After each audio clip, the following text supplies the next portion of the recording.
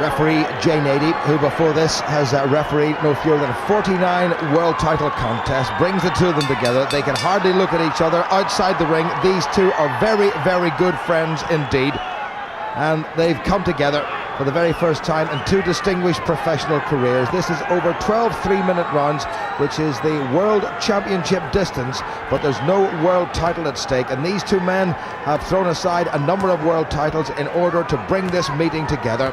And well, they say it's boxers that make titles, Richie Woodall, and I think these two men have proved just that.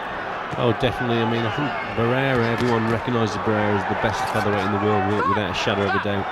And Tapia, for me, an excellent fighter over the years, and this will be obviously the pinnacle of his career. If he can beat Barrera, this is going to be a terrific contest. Well, interesting that Barrera has got Tapia on the back of his shorts. His mother's maiden name is Tapia. There's no actually blood relationship between the two of them, and on the back of his shorts, interestingly, Johnny Tapia has got 505, and that is the area code for Albuquerque. And I'm wondering if he gets himself into trouble, will somebody have to phone home? A little bit of an advantage in terms of height and reach, enjoyed by the man they call the baby-faced assassin in the blue trunks trimmed with white, Marco Antonio Barrera. Amazingly, began his professional boxing career in November of 1989 as a 15-year-old. That, needless to say, wouldn't happen on the UK side of the pond. Johnny Tapia has recovered from so many personal problems.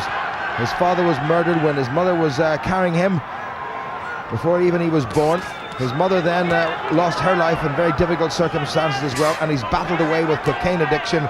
And not that long ago, somebody took a pop at him with a gun from a passing car. So Johnny Tapia has not had his sorrows to seek, but here he is at 35 years old, determined to prove that having been the best super flyweight in the world and move up through the divisions, he can become the best man at 9 stone. But to do that, he's got to overcome, well, this great Mexican, following in the footsteps of the wonderful Julio Cesar Chavez, and that's Marco Antonio Barrera. This really could be a cracker, Rich. Oh, definitely. But Barrera here just dictating with that jab, and that's what he wants to do. He needs to keep the fight. He needs to keep a little bit of distance between himself and Tapia and just dictate with that jab. There it is again, nice shot. But what Tapia's got to do, he's got to be in quick with the feet, throw the punches in clusters against Barrera. Don't let Barrera set, and don't let him settle into that rhythm of throwing that jab. And that's what Barrera's doing in these early stages. Great variation from Marco Antonio Barrera, who has learned so much since he suffered two major setbacks away back in 96 and 97 when he lost twice to Junior Jones, but he's got better with every single contest. And he, of course, for British viewers, is the man who really dismantled the career of Prince Nassim Hamed, who may well come back to the ring once again, but we've got to wait and see about that. But certainly I think Barrera may well be in his sights, but that would be a tough one even for Prince Nassim at his very best. Good opening round and a lovely little touch of gloves, and back to the corner goes the man from Ciudad in Mexico, born in Mexico City some 28 years ago. Don't lay in front of this guy. Good, I feel good. No. Here, get your drink. Johnny Tapia says he feels good. Good work by him. He really crowded Barrera, and Barrera just standing there and taking it. But that was a solid uppercut, and anybody lesser than Barrera might well have folded under that. And that was the slip. A little bit of an elbow, I think, went in there from Barrera, which annoyed Tapia. Into the second half of this one, scheduled for 12 3-minute rounds. Remember, the World Championship distance. Refereed by top man Jay Nady. 3 judges at ringside who will decide. Extraordinary that there's no title on the line, but this to decide who is the best featherweight in the world, and currently that's the man in blue, and that's Marco Antonio Barrera.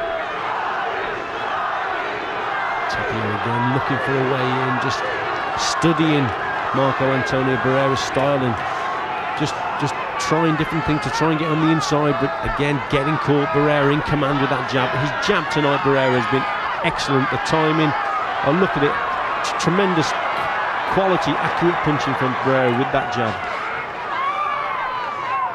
More blood now coming from the nose of Johnny Tapia, and he's starting to roughen up and redden up a little bit around the eyes. Barrera has simply picked him off. Tapia trying to wait for Barrera just to stand still long enough to try to crowd him and get inside him, and try that uppercut, which was pretty successful in the last round. Again, Tapia not being positive enough, Jim. He's getting caught with the jab and just standing in front of Barrera If he does stand, he must start moving that head, and that's a nice right hand over the top from Tapia. And we haven't seen many of those punches, but that's the punch he's got to throw. He's got to counter that left jab from Barrera, get across with that right hand. He threw one there, but he hasn't thrown nearly enough of those punches. Midway through round 7, still being kept at a nice, steady, relentless pace, but it's the relentless work being done by Barrera at the end of that left hand of his is really dictating how this contest is going to go. We see Barrera in round 6. He decided to stand and allow Tapia just to push him back on the ropes, but again showing intelligence here. Barrera he knows he's got to keep the fight at distance, just keeping it long behind the jab. Easy boxing this is for Barrera. Tapia must up the work rate again. Get inside, that's better from Tapia. Oh, great right hand from Tapia and a left to follow, and Barrera responded with a right of his own, but the initial shot went in from Tapia and that really stung Barrera. That was another good solid punch by the man from Albuquerque, Johnny Tapia. Half a minute to go. Well, Tapia had him on the ropes there, and he stepped away and took the pressure off a little bit, and he's got to crowd Barrera. That's better from Tapia. Fast hands from him, terrific example. Nice little cluster, little 3-punch combination.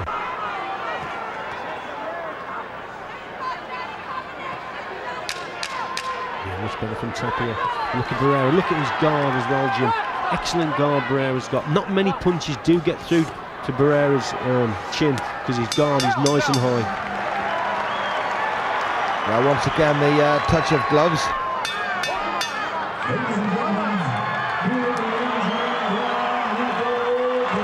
Well, I've seen them touching gloves before, Richie, at this level. I've never seen them hugging before, and that really says one word. I know it's a bit of a cliche. That says respect, doesn't it? Oh, it certainly does. I mean, that was excellent there. These guys have so much respect for each other, and that was great to see, because they're two talented and great performers.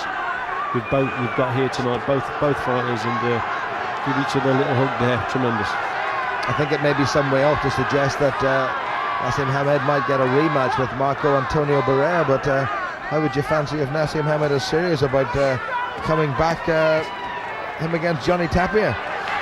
Well, that would be a great contest. I think if Naz is ever going to fight Barrera again, he's certainly going to have probably 2 or 3 good warm-ups before he gets in with Barrera.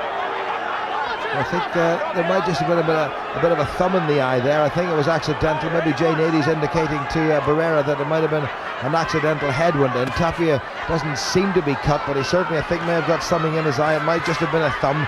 We might get a look at that again. Barrera starting to up the pace just to emphasise his superiority. Tapia really trying to squint, and Barrera now for the first time opening up and really going to town. So the hug at the start of the round meant absolutely nothing, because this is professional boxing at its very highest. Great refereeing all the way through from Jay Nady, but he hasn't had to do very much, because these two fellas have really performed quite splendidly. Tapia comes storming back now. He's going to have to knock Barrera out to win this contest. We have a feeling at ringside, and I don't think he's got the firepower, and I don't think Barrera's going to stand still enough to be caught. Barrera there, just upping the pace, going to the gears. Excellent, putting 5 and 6 punch combinations together. Great stuff, but Tapia is always there. He's always in Barrera's face, forcing the fight. But again, the accuracy, the better quality punching has definitely come from Barrera in this round. Tapia looking for a big finish, just over a minute to go. Lovely short left from Barrera. Again, that terrific variation. Tapia has really come forward and thrown mainly decent right hands, which occasionally have caught Barrera.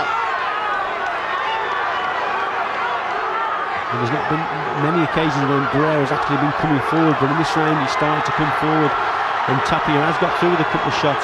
But for the majority of this fight, Barrera's fought on the back foot beyond the educated left jab, and that's how he's won this fight. Boxed very intelligently, and Tapia just hasn't been able to get through.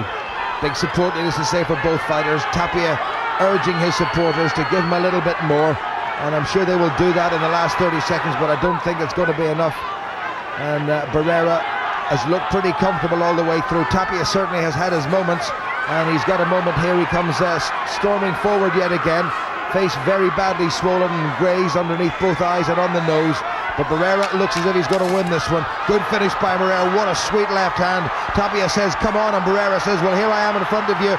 And what a finish this is. Tapia throwing everything into this last few seconds. It's not going to be enough. There goes the bell. Tapia says, I told you so. And Barrera is hoisted aloft. Tapia hoisted aloft. What a contest they really have produced. And Barrera looking unruffled and unmarked. All for the winner by unanimous decision, and still the people's champion, the baby-faced assassin, the Ciudad de Mexico, Marco Antonio Barrera.